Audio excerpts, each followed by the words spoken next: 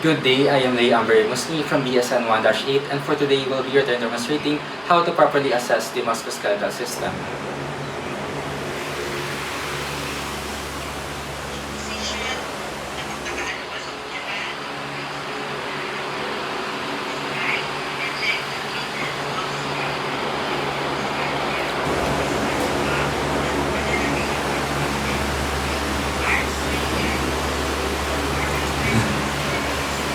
So for the first procedure, we will be performing hand hygiene.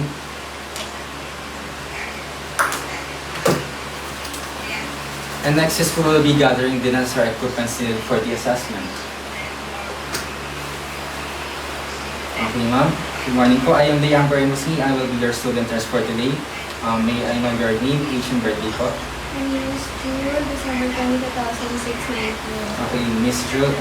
So for today, we'll be having an assessment in your musculoskeletal system. During the procedure, we'll be needing 2,000 parts of your body. This includes inspecting and palpating them. Is it okay for you if I touch some parts of your body? Yes. Okay, well, thank you. So the results will be used for gathering the information for the health and identify if there are any abnormalities. Next is we'll be using the gown for the patient.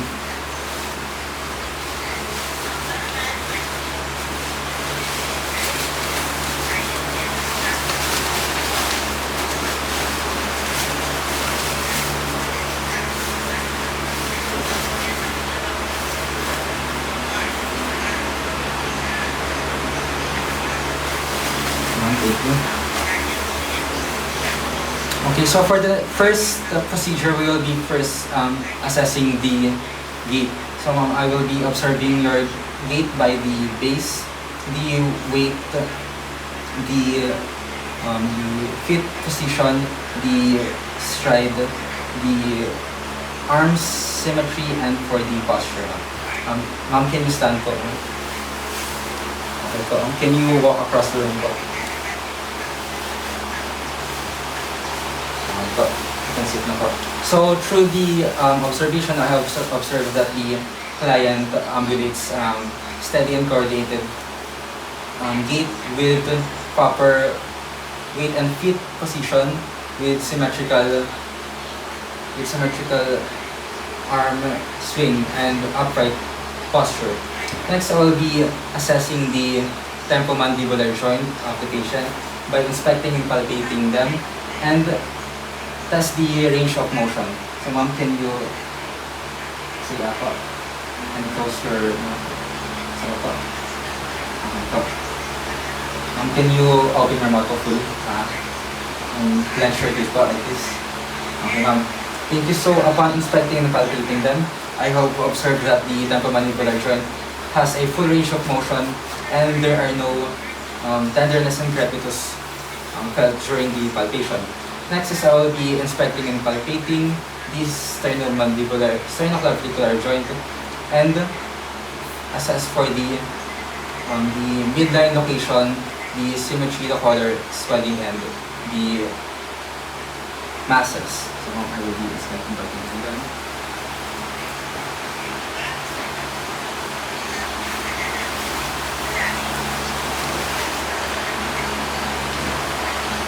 So upon inspecting and palpating, I have observed that the sternoclavicular joint is symmetrical and is in the midclavicular line, and it has no signs of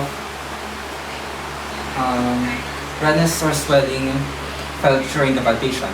Next is I will be assessing the spine naman po. First is I will be inspecting and palpating the cervical, the thoracic, and the lumbar joint. Can you stand up for me po?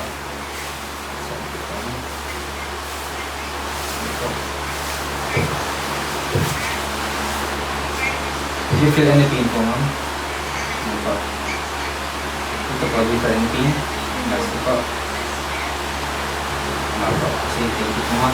So during the inspection palpation, I have observed that the cervical, thoracic, and the lumbar spine is aligned and symmetrical, and the client reports no pain during the palpation.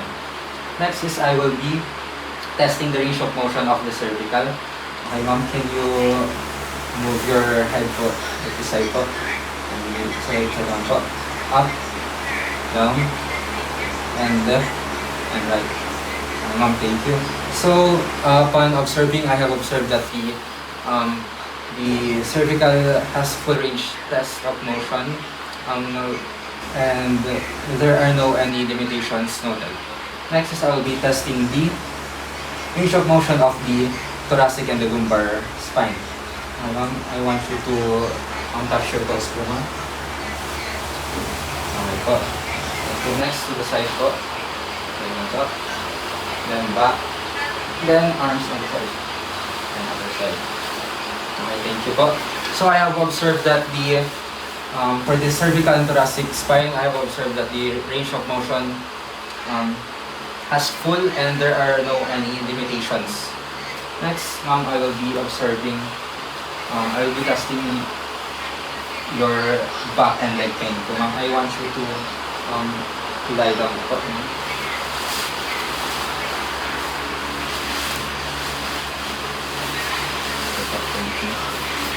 Ma'am, I want you to raise your legs po, ma'am. Do you feel any pain po? Other side hand po. Do you feel any pain? Okay, so during the assessment, I have the client reports no pain during the raising of the arms and the legs, which indicates normal finding. Next, I will be measuring the length of the legs.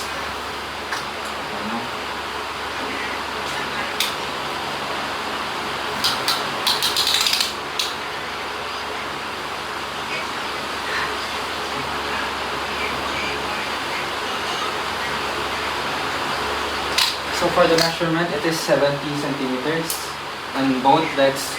It has both equal leg, which indicates the normal finding. Next, I will be proceeding to assessing the shoulders. First, I will inspect and palpate the shoulders and note for the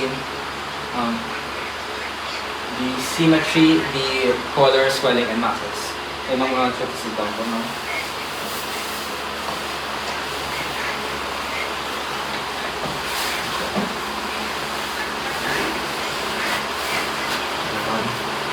Palpate po your shoulders and arms. Do you feel any pain po? The other side naman po. Do you feel any pain, ma'am? Okay po. So upon inspection and palpation, the client reports no pain during the palpation. And I have observed that the shoulders are soft and there are no any swelling, masses, and discoloration, and the shoulders are symmetrical. Next is I will be testing the range of motion of the shoulders. I want you to stand up po. Can you push your hands up like this po? And down po. And lang po. Forward, then down. And I want you to do this po. And for the lower po. Do you feel any pain during the procedure po? No. You can sit po. So during the test of the range of motion on the shoulders, the client reports no pain during the assessment and the range of motion of the shoulders is full. Next, I will be inspecting and palpating the elbows naman po. I want.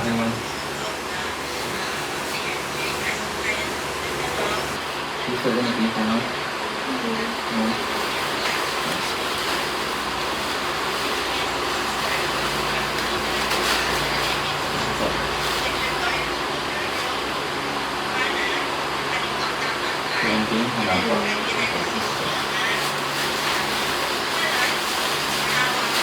Other side naman po.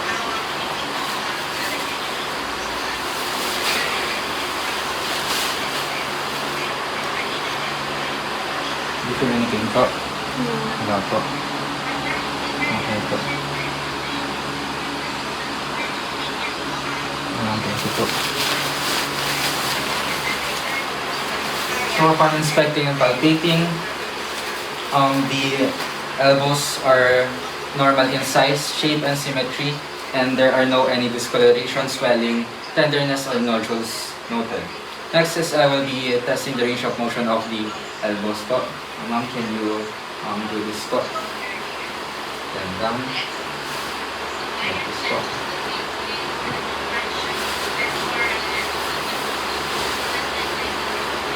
This po. And do this po. This po. Thank you. Mag-aarisan naman po. This po. And down. And ano po. So during the task for range of motion of the elbows, I have observed that the elbows are full of range of motion. There are no any pain or tenderness noted. Next is I will be assessing your wrist naman po. I will be inspecting, palpating the wrist for the size, shape, symmetry, the color, the tenderness, swelling, and nodules. Feel anything po?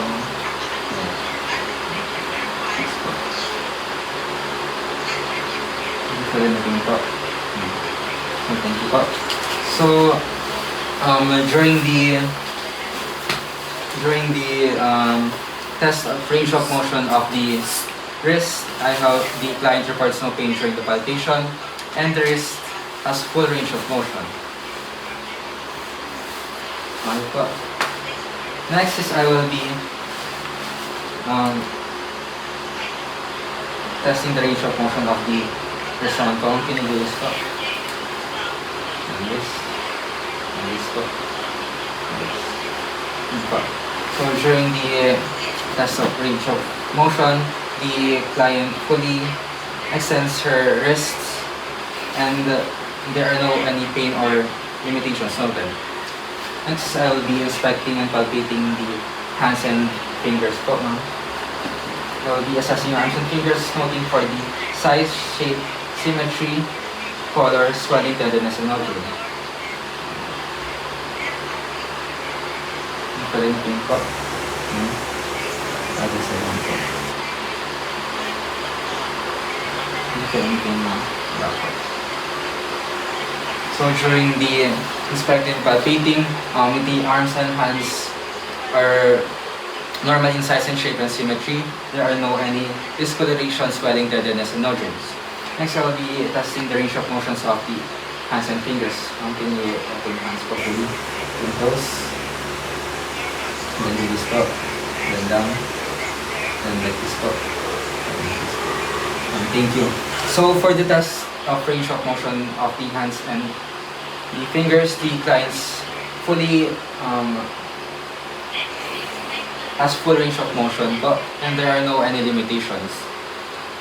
Next is I will be inspecting and palpating the hips naman po, noting the symmetry and the shape po. Can you stand up for me?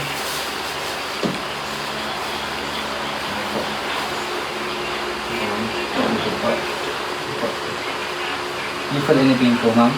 No? Hindi pa po. Wala po. Okay, ma'am. Thank you po. You can sit na po. For the inspection and palpation of the hips, I have observed that the hips are symmetrical and there are no any deformities, and the client reports no pain during the palpation. Next is I will be testing the range of motion of the hips. Can you lie down po dito na?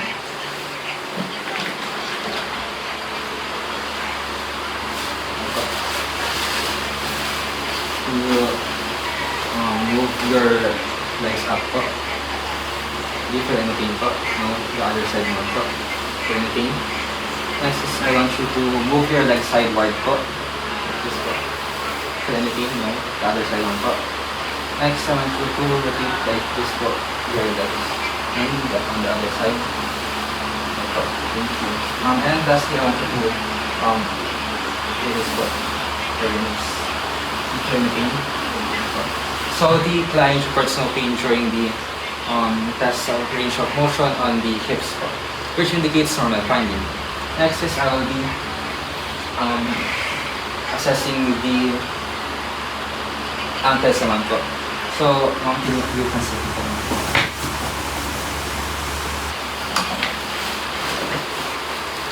First, for the assessing of the ankles, I will be inspecting, palpating it, noting for the size, shape, symmetry, the color, swelling, tenderness, and the nodule.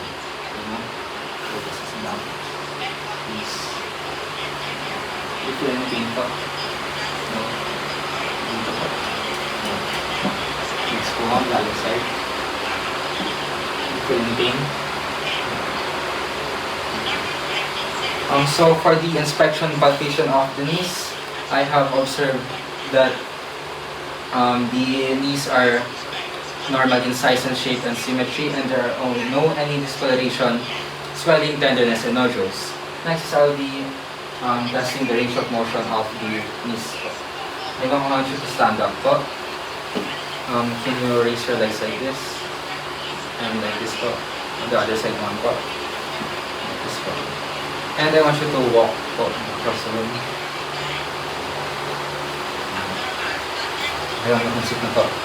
So during the test of range of motion of the knees, I have observed that the client fully has a range of motion and there are no any pain or limitations during the assessment. Next, I will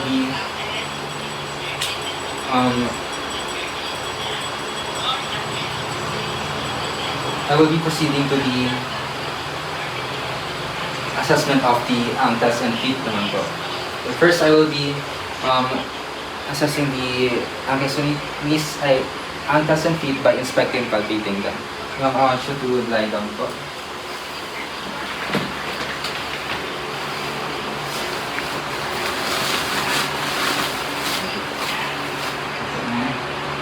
You feel any pain po? No? Dito po. On the other side naman po. You feel anything? Okay, thank you po. So during the inspection palpation of the ankles and feet, I have observed that it is normal in size, shape, and symmetry, and there are no any discoloration, swelling, tenderness, and nodule. Next, I will be testing the range of motion of the ankles and feet. Okay, ma'am, I want you to raise your feet po like this. Like this po, ma'am. Yeah. The other side naman po. Okay po. You feel any pain during the assessment po? Okay po. During the assessment, the client reports no pain during the procedure, and the client fully has a full range of motion. And lastly, we can assess the McMurray test in the knees earlier. We can only perform the McMurray test if there are no any pain or clicking sounds. And you can sit one po.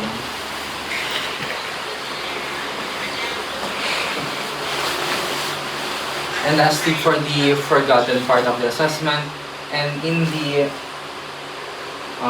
wrist po, we can also perform the carpal tunnel test. I want you to do this po. And I will palpate your arms one. This one po. The other side po.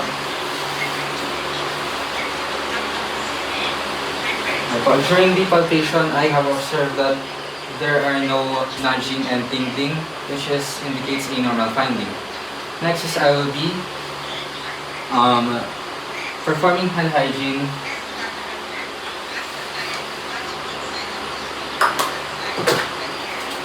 and document the findings. That is all for the assessment of the musculoskeletal system. Thank you.